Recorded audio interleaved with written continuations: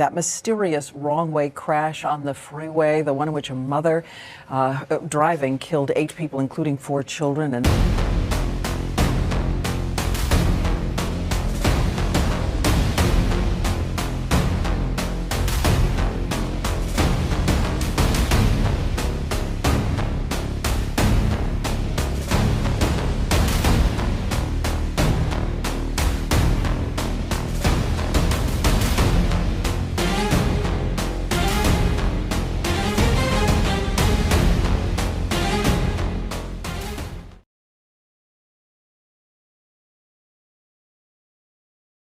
The perfect mom who drove her minivan into highway traffic, the mystery behind Diane Schuler's tragic crash.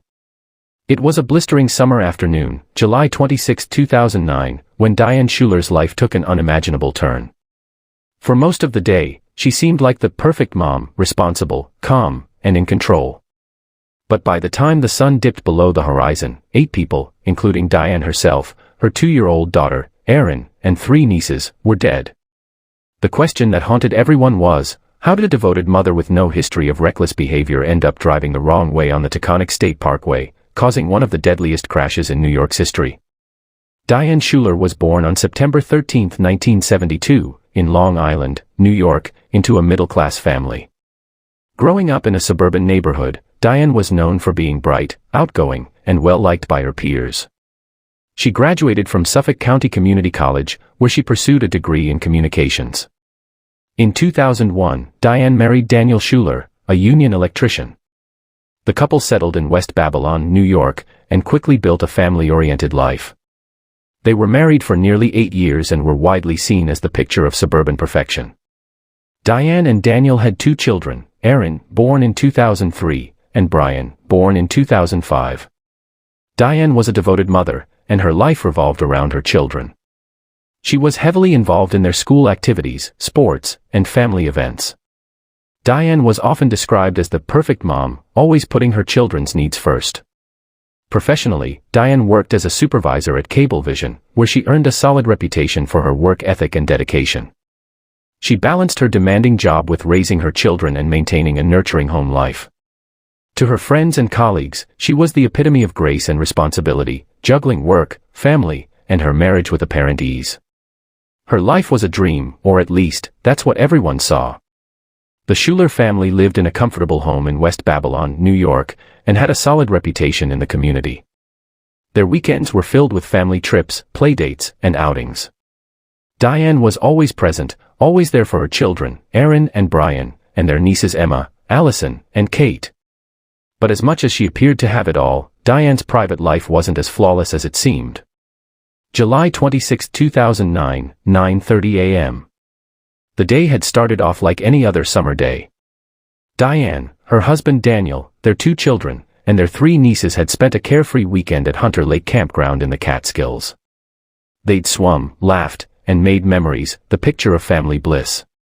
As they packed up to head home, the kids were all smiles. "I don't want to leave." 8-year-old Emma Hance yelled out the window of the minivan, her face glowing with excitement. "Don't worry, sweetie, we'll be back next year," Diane replied, her voice warm, reassuring. The family climbed into their cars, Diane driving the minivan, Daniel in his truck behind, and everyone eager to get home. 10:30 a.m. About an hour later, Diane pulled the minivan into a McDonald's for a quick stop. It was just a routine break, the kind any family would make during a long drive. Diane smiled and waved at the kids as they clambered out of the car, her composure intact. "We'll be home before you know it," she told them, handing out some fries. No one noticed anything amiss. Around 11 a.m., Diane stopped at a Sunoco gas station. She walked inside and approached the clerk, asking for over-the-counter pain relief medication. "Do you have any Tylenol?" "I have a bad headache," she said, her tone polite, but there was a slight edge of something unusual. The clerk noticed her slightly unfocused gaze but thought nothing of it. "Sorry, we don't carry that," the clerk replied. Diane nodded and walked back to the minivan. She didn't seem visibly in distress, yet something felt off, like a brief flicker in her usually steady demeanor. But the clerk brushed it off, just as Diane did. By 11:37 a.m., Diane's 8-year-old niece, Emma, called her father, Warren, to let him know they were running late. "Hey, we're almost there, but we're lost," Emma said, her voice slightly tense. "Aunt Diane's having trouble seeing." Warren's heart skipped. "What do you mean?" he asked, his voice filled with concern. "She keeps saying she can't see well and she's acting weird." "Like not normal," Emma replied, sounding confused. Warren immediately picked up the phone to call his sister, Diane. When Diane answered, he was shocked. She sounded disoriented, her words slurring. "Danny. I'm fine. We're just playing," she muttered, her voice thick, almost like she was in a fog. "Diane, what's going on? Are you okay?" Warren's voice cracked with concern. "I'm just tired." "We're fine," she insisted, brushing him off. "The kids are being silly. They're just playing." Despite her reassurances, Warren felt a pit form in his stomach. "Pull over and wait for me. I'll come get you," he urged. But Diane's phone went dead before he could say another word. Diane's next decision would prove fatal. At around 1:30 p.m., after a strange stretch of silence, Diane somehow ended up on the exit ramp of the Taconic State Parkway, heading straight into oncoming traffic. Witnesses described her minivan barreling toward them. "It was like watching a car coming from another world," said Corey Lowe, a driver who barely swerved out of the way. "I thought, this isn't real." The car wasn't swerving or anything. It just stayed in a straight line. For nearly 2 miles, Diane continued at speeds over 80 miles per hour, crossing the center line and forcing other cars to scramble out of her way. The road was chaotic, a blur of honking horns and screeching tires as drivers tried to avoid the impending disaster. Then, it happened. Just before 1:35 p.m., near Briarcliff Manor, the minivan collided head-on with an oncoming SUV. The impact was catastrophic. Peter Dedvukaj, who was among the first to arrive on the scene, recounted the moment. "We ran to the minivan, screaming, 'We need help, there are kids in there,'" he recalled. The wreckage was nothing short of horrific, the minivan crumpled and burning, with the children trapped inside. "I pulled out 2 little girls, but they weren't moving. One had already passed. The other one, I tried to feel for a pulse, but I couldn't." He paused, tears welling in his eyes. They looked like angels. The scene was chaos. Diane, Aaron, the nieces, Emma, Allison, 7, Kate, 5, and the passengers in the SUV, Michael Bastardi, 81, his son Guy, 49, and their friend Daniel Longo, 74, were all dead in an instant. The only survivor, Diane's 5-year-old son, Brian, was pulled from the wreckage, unconscious, his face battered, with a severe head injury that would result in lasting nerve damage. 9 days after the crash, the toxicology reports came in.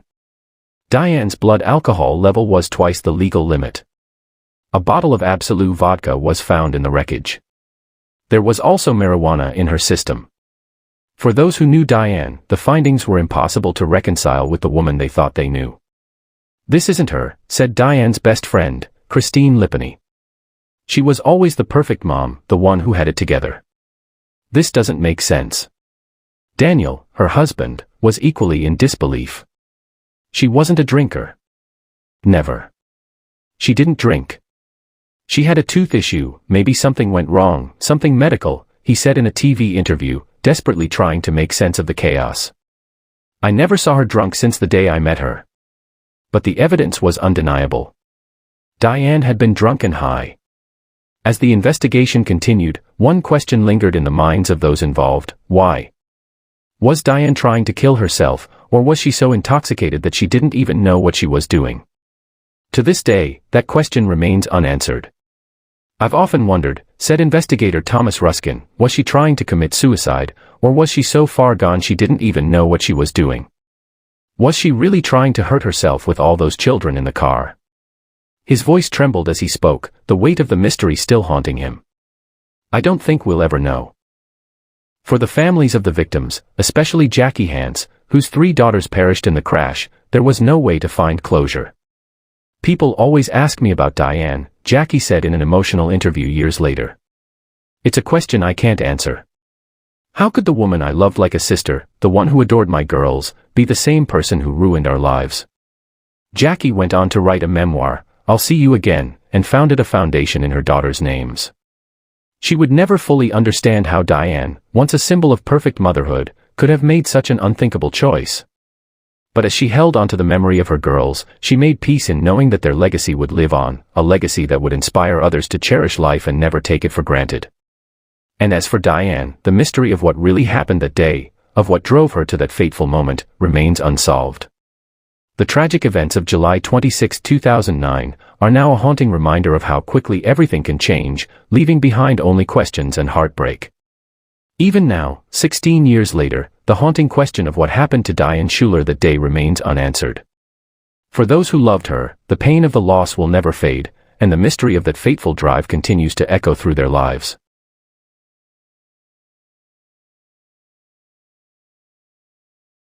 Thanks so much for watching. If you enjoyed this video, don't forget to like, comment, and subscribe for more awesome content.